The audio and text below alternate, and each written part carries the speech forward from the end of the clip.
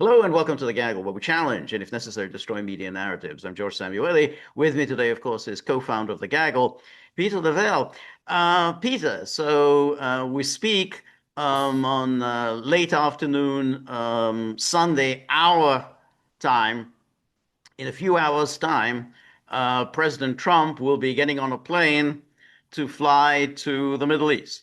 His first port of call will be Israel, where he will address the Knesset tomorrow morning, local time. So really will be almost like middle of the night in the United States, but nice for us. And then afterwards, he'll be going on to Egypt to co-chair a peace conference. In The which Israel will not be present. Israel will not be present, neither will Hamas.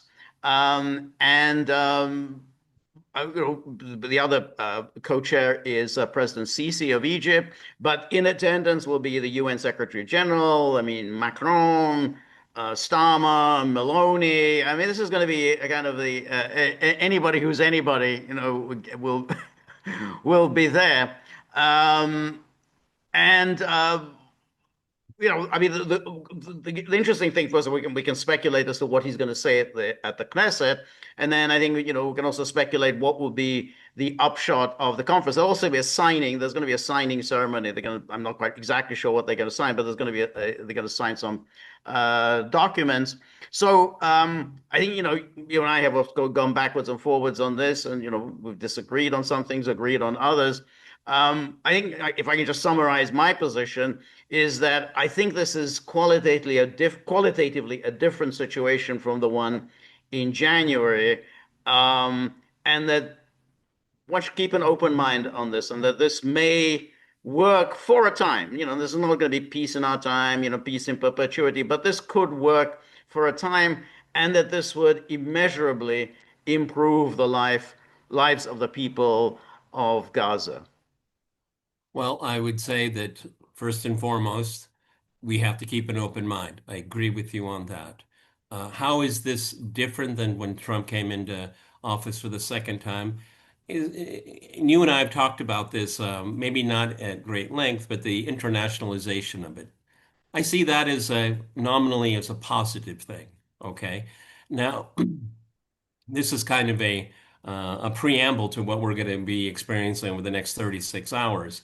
What will he say to the Knesset? Okay, obviously, what Trump is trying to do is he's trying to keep the stakeholders at close to him. He wants to reassure the Israelis, um, uh, and in this sense, the Israelis, not necessarily Netanyahu. We saw what how Witkoff was greeted. That was amazing. That was I was quite surprised by Could you that. just describe what it Yeah, what I mean, it looked. I don't know about you, but it looked very impromptu. I mean, he wasn't in a suit or anything. Like he looked a little ragged. Probably long flight. He's not a young man, and he thought, this is all going to be choreographed perfectly. And then, I want to thank Benjamin Netanyahu. Boo! I mean, That's right. universal. Universal booze. Okay, and Yep, then we realized saying Trump, yeah, yeah, yeah. that's right. So That's this may be an indication, we don't know the man, how much of a bubble he lives in, okay? How much of a bubble he may be in. right. But, and of course, then I guess we could call it the summit in Cairo. George already named the luminaries that will be there. This is obviously, for lack of a better word, coalition building here. He wants everybody to get behind him on this. What we need to watch. Okay, first of all, there are two major things going on here. It's the hostage exchange and then everything else. And George and I are in complete agreement that the first part will probably go through, okay? Hamas and its other groups. It's not just Hamas. We should be more careful with our words. It's other resistance groups that are holding hostages, dead and alive. Um, and so, Trump is going to make his pitch. And this internationalization, I mean, I'm warming up much more to your position that Trump has got his friends in the Gulf in mind. You're absolutely right. I agree with that.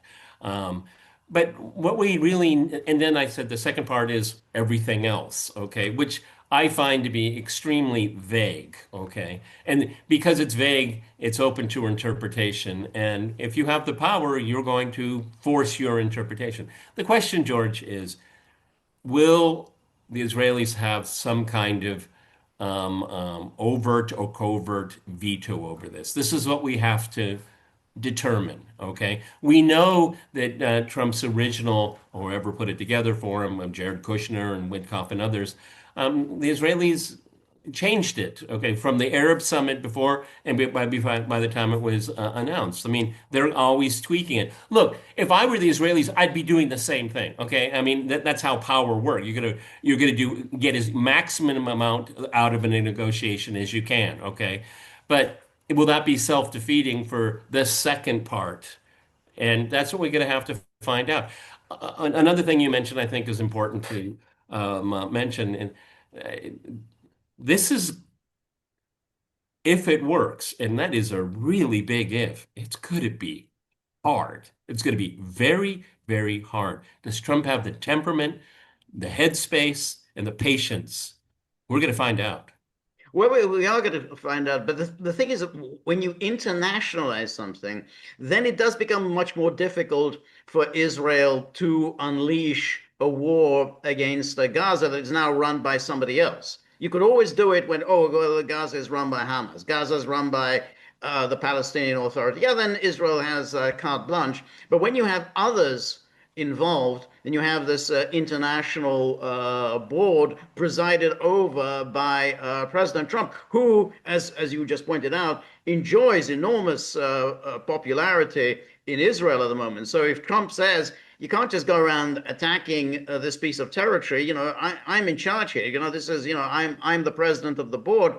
That's why I think it's going to be much more difficult, precisely because Israel has to then deal with many other players. It was easy to, if you're just dealing with the Palestinians, Israel can just do what it's like. And that's really the history. If you go back to in the Middle East, what Israel always hates is having to deal with a number of players up against it. Remember you had the Madrid conference, which was a big success on the part of George H.W. Bush. Israel absolutely hated that. Yeah. And then Bill Clinton just abandoned the Madrid process and went for Oslo. Well, once it was Oslo, it was just Israel and the Palestinians, and then Israel Yeah. do what it likes. Game over. Yeah. Exactly. But with Madrid, it was suddenly up against all of the Arab states, and then, of course, also including the United States and the Soviet Union, which was in existence at the time. So Israel really hated that. Israel was forced to attend the Madrid conference. So this is a little bit like that. That's why, again, I think it's more hopeful because there are now so many players involved, and Trump himself, he's got other fish to fry. He basically he's got these Gulf states. I mean, these Gulf states, they're promising to invest a lot of money in the United States. That's a big deal for Trump. Well, also, George, it's a big deal who's going to pick up the tab for this Right, quote unquote reconstruction. I right. mean, I don't know, George. I mean, I'm not an engineer, obviously, but it's going to take a hell of a long time to get rid of that rubble. I mean, that is, it just it boggles the imagination. It Right. truly does.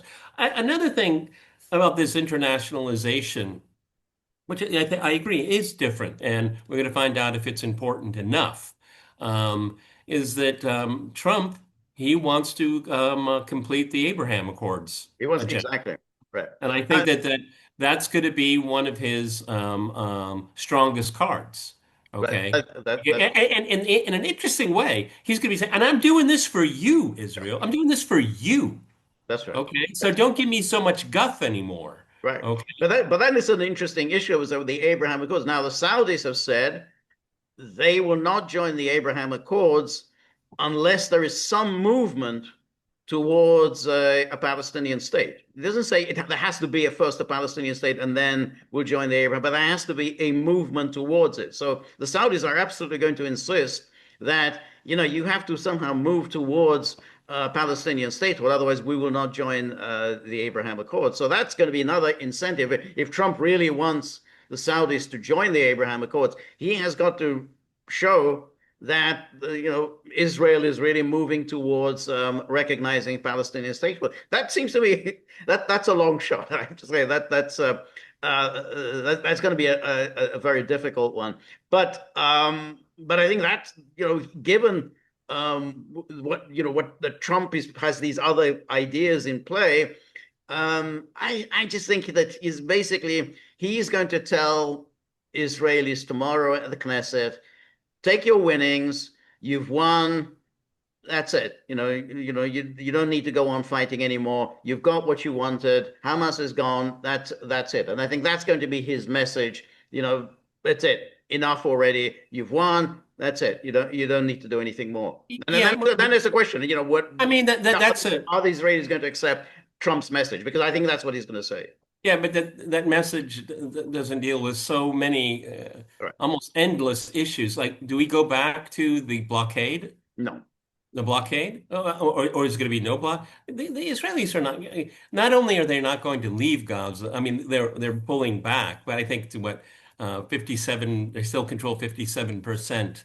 Right. But that's during the first First crucial phase, yeah. Yeah. stage. Okay, that will there be unhindered aid going into Gaza? I can't see that happening. Okay, Israel's still going to want to veto on that. See, what I don't want to see is that going back to the status quo ante is a good thing, and I think that is what's going to be sold. Is that well, and again, it puts us in a moral dilemma. Well, it is better. I mean, there isn't a huge slaughter going on, but that is really just morally decrepit in my mind. Okay, because as George and I like to use in a different context, of course, the root causes of what's going on here, and that is not being addressed at all. Okay, and I don't know about you, but the tone deaf nature of people like Witkoff and Jared Kushner have Tony Blair. I mean, almost to like anyone but. Okay, and also it's an echo of the British Mandate, which everybody But that's that you're didn't right. work out too well. Right. But Okay, then, you have to then think in terms of, yes, I mean, it's not exactly a wonderful thing, the British mandate. On the other hand, it was still better. I mean, what that was still the British mandate times for the yeah, Palestinians was better than what came afterwards. So, in other words, but yes, but do you find that satisfying? no, it's not. I mean, you describe it. You're absolutely correct in your description, but it's not satisfying. It's not satisfying, but you gotta, I think we like to think that we're kind of pragmatic and realist, and then you have to say, well, is there another game in town? I mean, and basically, this is the only game in town. And if we do go back to the British mandate, I mean, we're not actually going back to the British mandate, but No, something I'm along right. that line, along Yeah. those lines, then it was still better. I mean, I think the Palestinians will probably look back to those times as a hell of a lot better than what came after the British gave up the mandate. And that's how it's going to be spun, I think. Okay, because obviously this ethnic cleansing, displacement, and all that it's indefensible. Okay, and going back to the status quo ante, yes, it is better, but I feel it's such an impoverished situation to get to. Again, George, I mean, my question, and does Trump have the wherewithal to push this through? Um, Well, well, that's a very good question. I'm gonna say something, and you know what I mean. Well, you'll know instantly what I mean. They're killing ducks, Mr. President. They're killing ducks. Well, You know what I'm talking yeah, about. yeah. I mean, all of that is indeed a possibility. And I'm already noticing, and I'm going to argue this a bit against myself, that in the media, they're already coming up with stories about, oh, Hamas is back. Hamas is already reasserting itself back in Gaza. Notice this is in the Wall Street Journal. Rupert Murdoch's rag is running with these stories. There's going to be a lot of these kinds of stories. So I do find that troubling because once they start, this drumbeat of stories, and now we've got CBS with now in the hands of um, Very wise. Barry Weiss, always forget the name, Barry Weiss. I'm sure they're going to be regular Well, this drumbeat will of be stories. Oh, Hamas is back. They've returned to power. this will be interesting to follow because I think that's a thread that we need to constantly address. Is that who is against this? Okay, we have to keep a really strong eye on that because that tells you a lot. Um, Yeah, I mean, even the IDF has made it clear, I think, almost for over a year now, is that there is no military objective in Gaza anymore. Okay, it's uninhabitable. How people live there is a mystery to me. Okay, but again, going back to Trump, I mean, being chairman of the board, he can delegate. Okay, but his first term, he delegated a little bit too much, and he suffered for it. Okay, I just worry that there'll be elements that will want to sabotage No, this. Okay. there will definitely be those elements. Um, but there'll be other people who will be have Trump's ear. He's got all these Qatar. Qatar's now got a base. They're building a base in the United States. They're going to be getting training and everything from the United States. So Qatar now has Trump's ear. And you got Riyadh. Riyadh has Trump's ear. So they've got other players who are going to be calling him up and saying, "Hey, this isn't what we signed up for. This is this." Well, so you're saying that Trump is telling Netanyahu, you're not the only guy in the corral anymore. Yeah, I think that's what he's gonna. That's the effect of everything that's happened in the last 2 weeks. Is they saying, yeah, that basically, I'm juggling a number of balls, and it's not all about you. There's all sorts of other players here, and the United States depends on the goodwill and the investment money from the Gulf states, and I have to take them into consideration. And that's what he did I with think Qatar. it's more of a sidebar at the moment, but it's certainly going to become more important as time passes. This is also an interesting way for Trump to build a coalition against Iran. That is that's a possibility. That's but on the other hand, are those Gulf states now particularly interested in the coalition against Iran? I mean, Oh, but were I a few think years Donald, ago. Are they I still think interested in that? no, that the people around Trump want that. Oh, the Okay, people I around. agree with you. I agree with you. But I mean, this is a part of the stratagem, I think. Yeah, Okay, right, is to corral them in because how many issues wanting the end of the right, assault, catastrophic assault on Gaza, you can corral a lot of people. right, Okay. right, But that could be a segue. Well, and some other things we're working on. right, Okay, I think that's part of it here. All right, right, right. and what it does is that Iran, at least rhetorically, has been a very strong supporter of the Palestinians, and seeing Donald Trump being the servant of the people as well to start helping the Palestinians.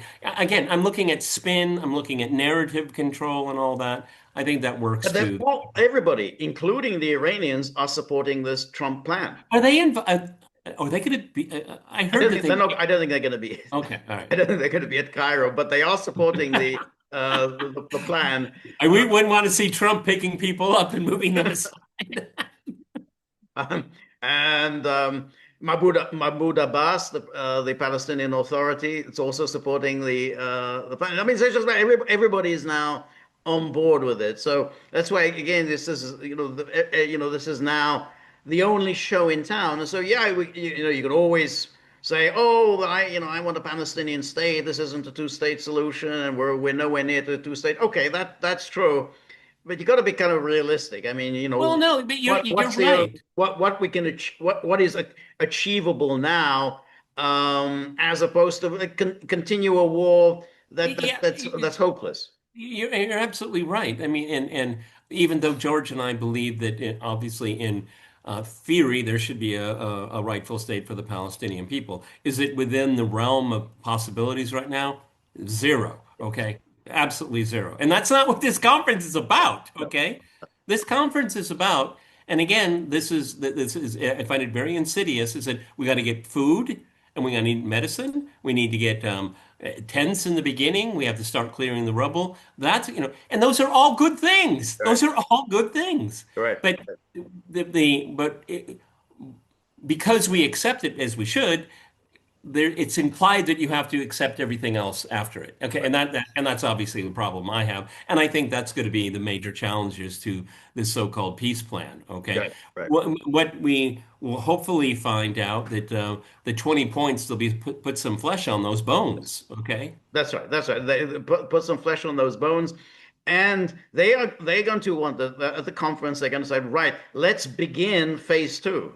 Let's just postpone this to some later date. Let's begin. And what are the steps we're going to take in order to implement phase two? And I think that's going to be the challenge of that conference. And, right. We've got the. I think by then, I think all of the hostages will be released. I think they're already saying the hostages may be released later today. But certainly they're going to be released by early tomorrow morning. So by the time the conference takes place, they're going, okay, that's it. well, That's off the that table. There's nothing to also discuss anymore. We've got to discuss the phase two. they want the release of the captives. So, and Trump, let me rephrase it. Trump wants the release of the captives to be his win. Right. That's part of this. Yes. He is making an appeal Yep. to the Israeli public. Everyone, it's anyone's guess what kind of relationship Trump and Netanyahu have. There's fabled stories, it's tense, hard words. I don't believe any of it. I'm No, I, sorry. I don't believe it. I don't. What do I believe? I don't know what I believe. I don't know. Yes, but the response I thought was very interesting. I mean, that response at Hostage Square when he mentioned, Witkoff mentioned Trump's name, and everybody starts chanting, "Thank you, Trump! Thank you, Trump!" And then he mentions my good friend Bibi. Just the crowd erupts in boos, and they just wouldn't stop booing.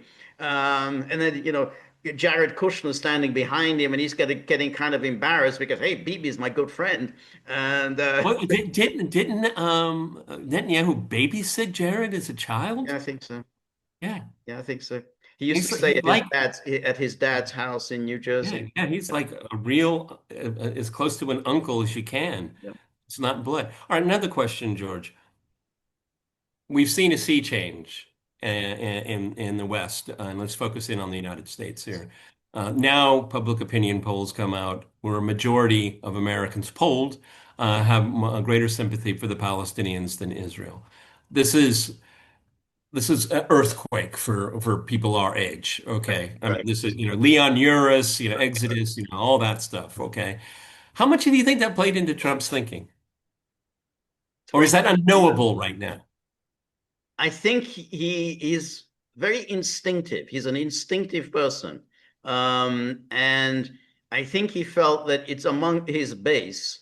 This is the support for Israel is collapsing. And I think that, I mean, and I think he responded to that. He does, he's very sensitive to these kinds of things. He said, it's not just Tucker Carlson, it's not just Steve Candace Bannon, Owens. Charlie Kirk, Candace Owens. He's saying this is really becoming, a serious problem. And that if this goes on for a few more months, this is going to be a real problem for me. Because the way they're talking, the way Steve Bannon's always been a very ardent Zionist, and he's talking, hey, screw you, Bibi, no greater Israel on our watch. This kind of talk. No one's ever talked in this way. And so I think, Trump is responding to that. This is a serious a collapse among his supporters, and he said this. I think when he was talking You with can't fight the world. Yeah. exactly, that's what he said to Hannity. Yeah, I said to Bibi, "You can't fight the world." That was a very interesting. I saw a smidgen of that. Obviously, somebody carried it in one of their podcasts, and I saw it. I just have to wonder where Sean Hannity is right now. What's going on in his Yeah, headspace? Because he's one of the most ardent Zionists on the airwaves in the yeah, United States. exactly. And Hannity wasn't pleased. You can see he was not at all happy with this. I mean, he's obviously, he's obsequious when it comes to Trump, but you could even ask from his questions was all about, well, Israel's security of Israel, and what about Hamas and so on.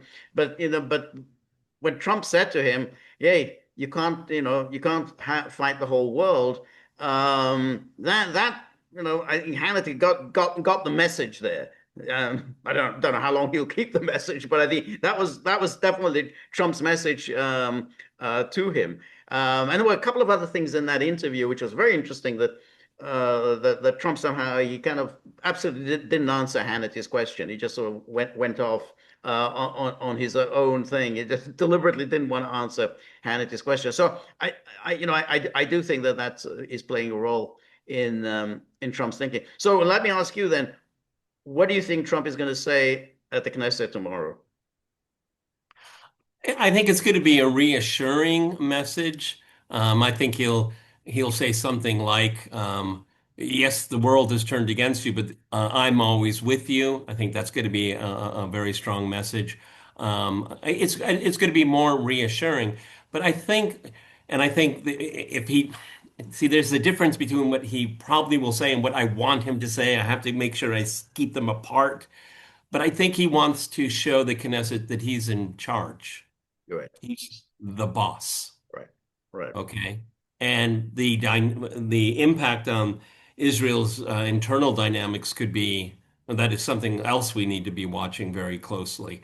I right. mean, he's got it's got to have filtered up to him that, Smotrich, Ben Gvir, these people, he doesn't want he wants to keep his distance from those Oh people. yeah, Okay. yeah, that's it, I mean, exactly. and just for the reasons that you just said, okay, Yeah, because these two guys are lightning rods. I mean, they just people, it's just so obnoxious and so yes, disgusting, the things that they say. Trump wants to distance himself from that. And I would imagine from Netanyahu too. Netanyahu it's just, he's toxic. He's just yes, simply toxic. I mean, yes, he won't say that openly, obviously. right. Okay. No, I But mean, I think I think Trump either instinctively or it's been made explicitly clear to him that Mr. President, you are going way out on the limb on this right, one, way, way out, right, because your name is all over it. right. It, And taking you're taking a leap into where no president has ever gone before, right, okay? right. And it's a minefield out there. So you better have the headspace and the patience. And there is this person, Tucker Carlson last week couldn't stop talking about how everyone in the region is told that Netanyahu has Trump under his thumb. Right. He wants to reverse that. He Yes, wants to reverse that. You're yes. right.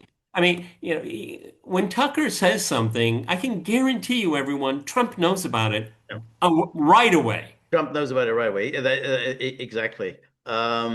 And I think he knows all about the what happened during in Charlie Kirk's last days on Earth. He knows all about that, and I'm sure he was watching on television the response to the name Netanyahu when Steve Witkoff mentioned it, that huge booze. So he says, "Yeah, he is toxic. This is the people in Israel, how what they think of Netanyahu. You're really going to associate yourself with him. He's on the way out. I mean, I think if you're Trump, you think. I mean, we've agreed Netanyahu is a very wily customer and he's wriggled out of messes before. But if you're looking at things, chances are he's on the way out. And so he's very unpopular in Israel. So as things stand, he's not going to be around for much longer. So Trump has to consider that. Also, I think he's going to arrive in Israel tomorrow. He's going to be met with huge, enthusiastic crowds. They're all going to be chanting his name. Trump obviously loves that. And then he's going to go to Egypt. And the same thing is going to happen there. They're going to huge crowds. They're going to be chanting his name. And to be honest, it all kind of reminds me of Nixon's last trip to the Middle East in 1974 when he went to one Arab country after another, and everyone cheered him. Nixon, because he was seen to be at that moment America was being even-handed between Israel and the One of the Arabs. first times, and certainly the last time. Right, Okay.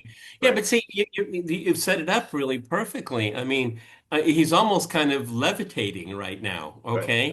right. And how do you keep that moment? How do you keep that moment moving? And this is the momentum moment. Okay. And this is where he needs to really make a push. That's why I keep going back to I'm very dissatisfied with the 20 points. Okay. It's a vacuum the way I see it right now. Okay. And if you look at Israeli media, and that doesn't necessarily mean it's a reflection of the government, but this is only temporary. It's just about the captives, okay? Right, right. That is something that Trump has got to be very, very careful on, or else it's going to turn into a catastrophe for Right. him. No, I think it will be. If he's, if the worst comes to the worst and he kind of walks away with it, and then we're back to where we started from in a few weeks' time, then it is a total catastrophe for him because of the disappointment will be so palpable that, there'll be a moment where people just say,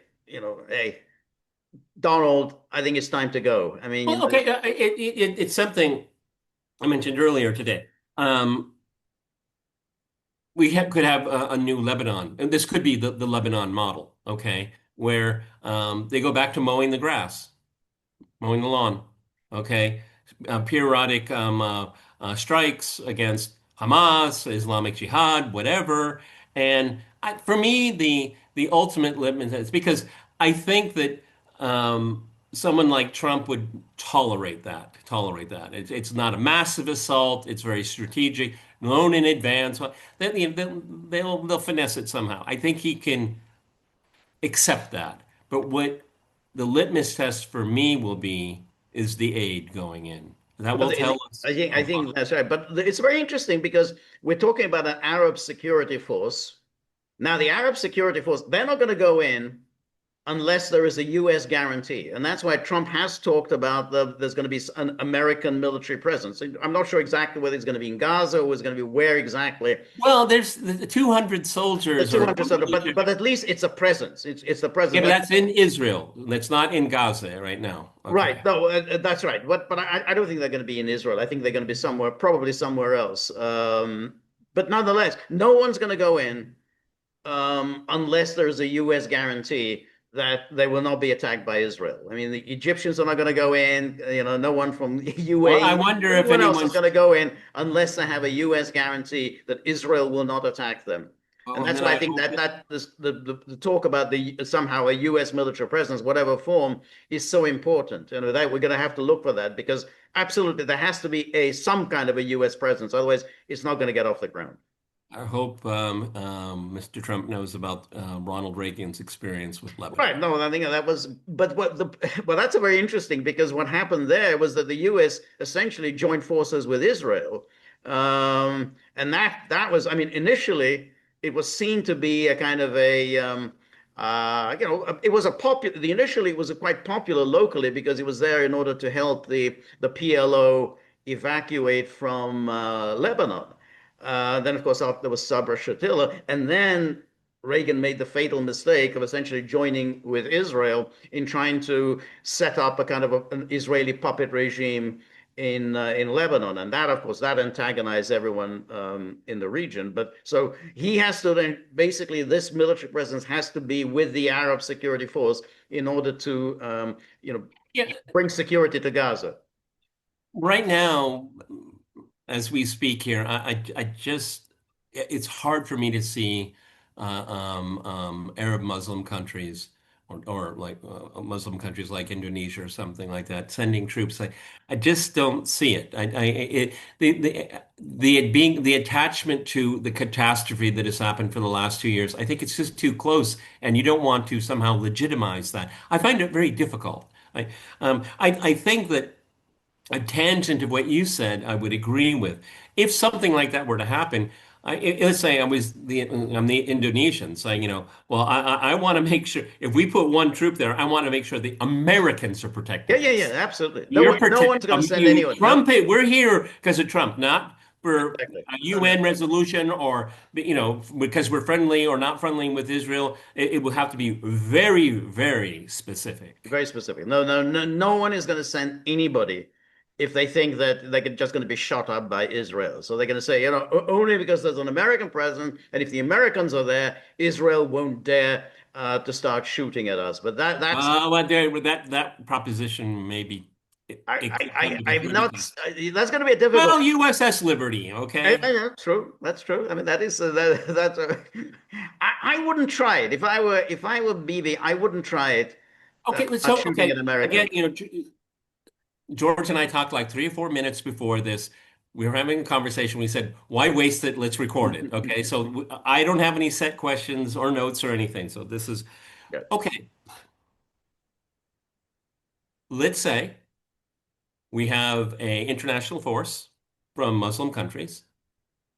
There's an American presence, at least in Israel, because there is one now. There always is always American presence there. But let's move it forward. Some kind of presence in Gaza. And Israel says we found this abandoned house. Hamas is there. They destroy it. Ooh, one of the peacekeepers died. What's the punishment for Israel? See, Uh, these are the things that bother me. It was a mistake. Sorry, we won't do it again. well, yes. Well, I think Israel was punished. George, I'm not saying you have the answer. I'm not trying to No, put you no. on the I mean, I spot, think okay? Israel was punished over what it did with the attack on Qatar. I mean, I think that Okay. was the punishment. Okay. Okay. I think all this whole momentum really started I with agree. that attack. I think this really infuriated Trump. So I think something like that would happen. I mean, if they did it, I mean, if then yeah, I mean, they'd say an apology is not going to be enough. He's going to want action to make sure this will Well, never happen again. what something like a really flipping the script? I mean, in a way that it would be is unthinkable right now. But go to the United Nations Security Council and condemn Israel for violating the peace plan, which would not be sponsored by the UN itself, which is kind of problematic in a way. Okay, because that's what a lot of my friends are telling me and saying. Any plan has to be sanctioned by the UN Security Council, which is not a bad idea. Okay, I don't. The U.S. is very hesitant in ever using the UN. Okay, because you don't control all the seats. Okay, everyone knows the history of the veto at the Security Council. But if this were set up, and I mean, I haven't been following what the Chinese are saying, but the Russians are saying my words, this is the only game in town. Yep, Okay, that's they say, well, why this is not? the game in It's town, the only exactly. game in town.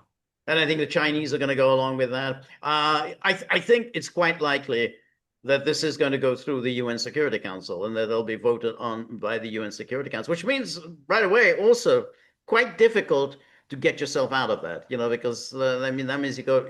That's a, Well, think of the strange bedfellows: the Russians, the Chinese, and the well, Americans exactly. would be in agreement. Exactly. Everybody voting on the same side. Well, I mean, the JCPOA was, of course, also voted on at the UN Security Council, um, but it had to have a new president, had to walk away from it. So it was, I mean, it was Obama stuck with it. It was Trump who walked away from it. So I don't think a successor to Trump is going to walk away from this. But I do think that there will be a UN Security Council resolution. But then it becomes interesting what will be in that resolution. I would think they're going to put the 20-point plan, and the 20-point plan does talk about all these different things like the peace board, the Arab That's what I mean. Stability That the Force. UN has to embrace it. Right. Okay, Yeah. and that, I was going to say then it's a whole new ball game. I won't go there yet, but that would be a significant shift. I think so. Okay, because again because of the ownership issue. Trump is Right. this is his. Okay, and if it makes it to the UN, then the Americans are going to have to, have very serious conversations with the Russians and the Chinese about it. Yeah. Okay, Right. because he wants this to go through. I mean, and there'll be the third time I'm using the term. Does he have the headspace for this? Okay, because the longer George and I talk about it, the longer it's going to get because there's so many different questions that have to be addressed. Okay, again, I need to stress if the carnage comes to an end, you can sign me up. Right. No, I have no, I don't have for moral reasons. I don't have an alternative. no, that's the thing. There really isn't an alternative, and that's why, you ultimately have to say, well, this is the only game in town, and therefore we have to support it. because the alternative is this, it goes on, the war goes on, and that means more people getting killed and more starvation and just this endless a cycle of sort of violence and despair and everything. So this is okay. This is at least a plan that might work, and then lots of different things have been put in place to make sure that it actually gets off the ground. It may still fail, but I mean, people have been put all kinds of things in there to make sure that it doesn't fail. So one has to be hopeful. I mean, that's all. Just Yeah, and that it works. it's one of these things that anyone that claims to know what's going to happen next, I think is a fool. Right, Um, George and I have been not so subtle about people talking about the Ukraine conflict right, over the last right, yeah, 3 years. Okay, exactly. um, but yeah, there's a lot of poison pills that can be built in. Okay, that's why I can't think of an analog for at least in recent history. Georgia, this all gets down to the will of one man. Right. That's Yep. interesting. No, I think so. It's yeah, no, I think it does come down to that. And it's his plan. It's associated with him. That's why I have to think that he's not going to want to see it, go up in flames. Now, keep in mind, he really only has about, two and a half, 3 years left to his presidency. And then that's Oh, it. There's not going to be another okay, no, no, term. no. It, the midterms usually don't go his way. Midterms are a problem. And Okay, then so we're talking a year, George. exactly, because and then after the midterms, the 2028 election cycle begins, and he's already no longer the dominant figure. Um, so he has to be thinking about his legacy. Because if this thing just goes up in flames and then it fails, that's it. You're not going to get another chance. There's not going to be you're not going to run in 2028, despite what people say. He's not going to run there, so he's not going to get another chance. And then essentially that's it. You had a shot, you failed, and And that's and it. who would have thought? Who would have thought when he came into office that he would uh, anchor his so much of his legacy on this plan. I never would have. I didn't see it coming. I don't think anyone else did either.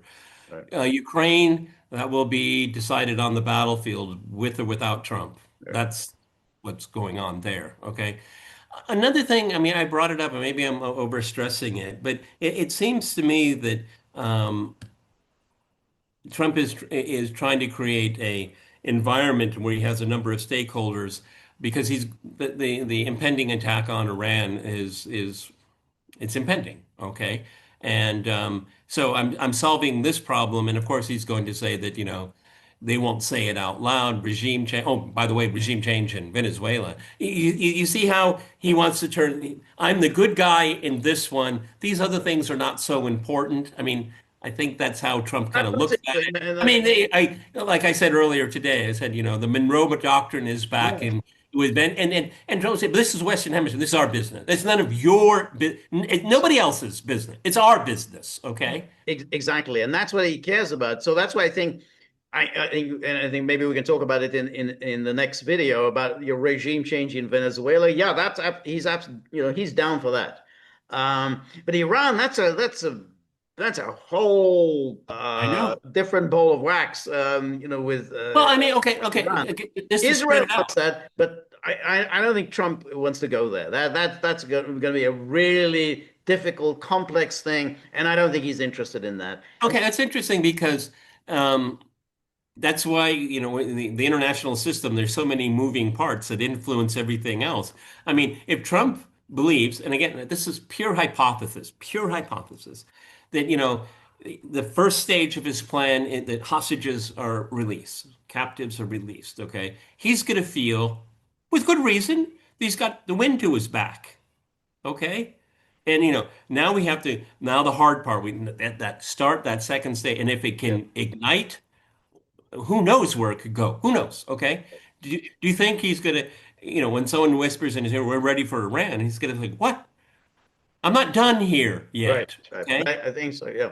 No, Okay. And plus add to what you said earlier is that the MAGA movement is not happy with Israel right now. no, Okay. no, And everyone, the Charlie Kirk story ain't done yet. not Okay. And exactly. I'm not making any implication or accusation here at all. Zero. Right, Okay. right. But the perceptions of Israel and the Charlie Kirk saga, you can't separate them. They're No, exactly. And of course, we also remember Charlie Kirk was very much opposed to the attack on Iran. He sort of, he accepted the a limited attack just on the nuclear facilities, but regime change, there's absolutely no way that they're going to accept that. So I really don't think that Trump wants to go there.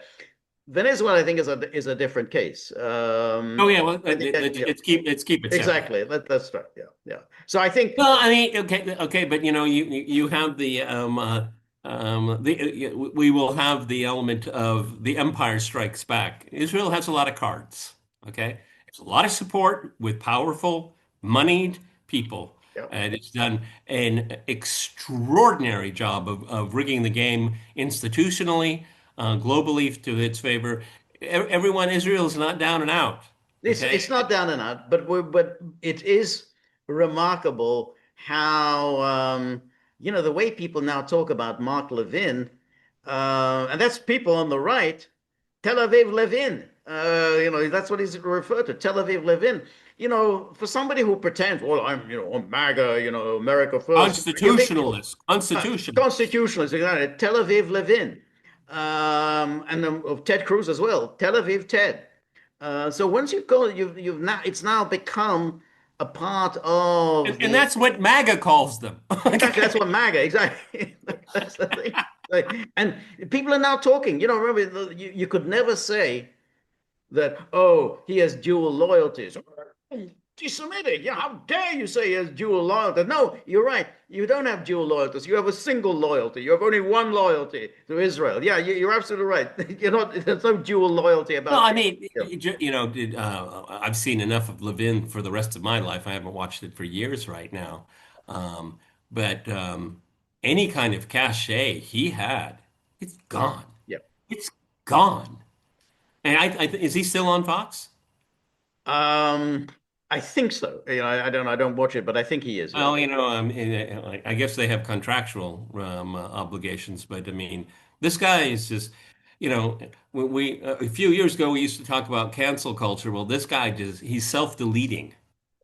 He's self-deleting himself. Okay, Ben Shapiro, his outfit is, hemorrhaging very, very badly. This is another thing that's, buying up TikTok and Paramount, all of this stuff here, I don't think it's going to have a major impact. I don't. I don't think their spin is going to work. That's It, interesting. That is it, very interesting. it's too late. It's just simply too late. And people will go elsewhere. Okay, people will go elsewhere.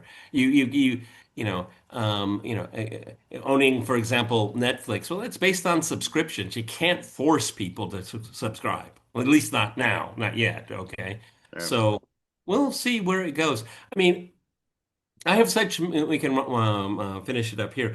George, I have to, I thank you and appreciate your position because it helps me understand mine better. Okay. We're not of the same mind, but we want to definitely go in the right direction together. Right. And I feel that with a lot of people. There's so much pessimism and unfortunately warranted skepticism. Okay. But we said it here. It's on the record. I'm going to keep an open mind. Yeah. Okay. That's all we can do. I think one should keep an open mind. We never know the future. I mean, there are aspects here that are different from the previous experiences. So we may get somewhere. I think one should be at least hopeful and not dismiss everything out of hand. So we'll see how it happens tomorrow. But I think we should be just cautious. We should cautiously optimistic, very cautiously. I didn't realize that Jared Kushner was so tall or that Steve Witkoff was so short. I think he's very tall. I think Jared Kushner is tall. I mean, I think Whitcock is just got about average height. But Kushner also looks remarkably young, which I don't fully understand how he looks. So he just looks like is about 18 years old. Yeah. And he's looked that way for 8 years. Yeah, I'm just so puzzled how he can go on looking 18. Well, when you have that kind of money, who Yeah. knows what you can do? All right. All Yes. right, everybody. This is Sunday, part of our wrap here. For a change, the hours work to our advantage in this part of the world where we live. So we'll have, hopefully, if there's no hiccups as far as schedule is concerned, we'll have some pretty fresh comments on the events of the day on tomorrow when we do our live. The live stream, and then Buddy chimed in. Yeah, and I will have rather a lot to say tomorrow at the live stream. Not all of it pleasant, not all of it clean. Some of it will be rather scabrous.